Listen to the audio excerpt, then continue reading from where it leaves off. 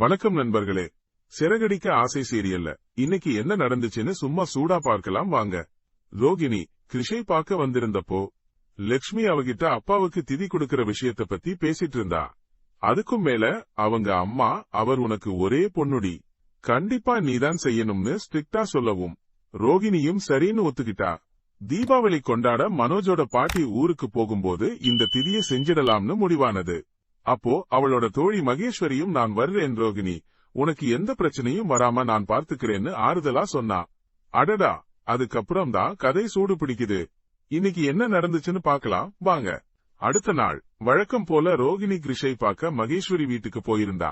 அப்போதான் அவங்க அம்மா ரோகிணி தலையில ஒரு பெரிய குண்டை தூக்கி போட்டாங்க. அதாவது ரோகிணியோட முதல் கணவர் சேகர் இறந்து போனார் இல்லையா, அவரோட அண்ணன் சுப்பிரமணி ரோகிணி அம்மாக்கு போன் பண்ணியிருக்காராம். எங்களுக்கு கல்யாணமாகி 15 வருஷமாச்சு, இன்னும் குழந்தை இல்லை. கல்யாணி அதாவது நம்ம ரோகிணி தான் கர்ப்பமா இருந்தப்போ அவளை வீட்டை விட்டு விரட்டின பாவம்தான் எங்களை இப்படி ஆட்டி படைக்குது.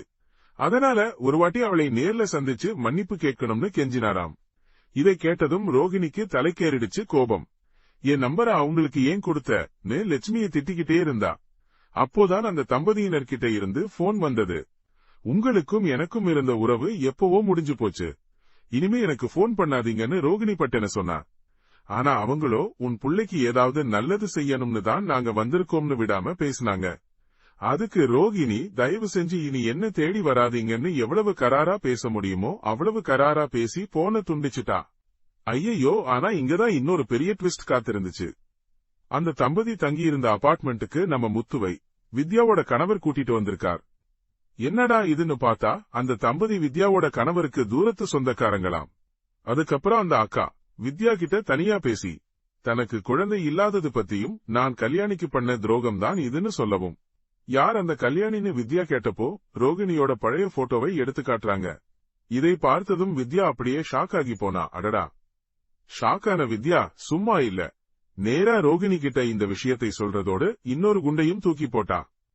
அந்த தம்பதி அடுத்த 5 நாளும் நம்ம முத்துவோட கார்ல தான் பயணம் செய்ய போறாங்களாம். அப்போ அவங்க உன்னை பத்தி முத்துக்கிட்ட பேச வாய்ப்பு இருக்குன்னு சொன்னதும் ரோகிணிக்கு தலை சுத்திடுச்சு. அடடா, இனி என்ன ஆக போகுதோ? முத்துக்கிட்ட அவங்க உண்மையை சொல்லிடுவாங்களா? பொறுத்திருந்து பார்க்கலாம். ட்ரெண்டிங் நண்பன் சேனலை சப்ஸ்கிரைப் பண்ணுங்க. இந்த வீடியோ பிடிச்சிருந்தா லைக் பண்ணுங்க, ஷேர் பண்ணுங்க. அடுத்த வீடியோல பார்ப்போம்.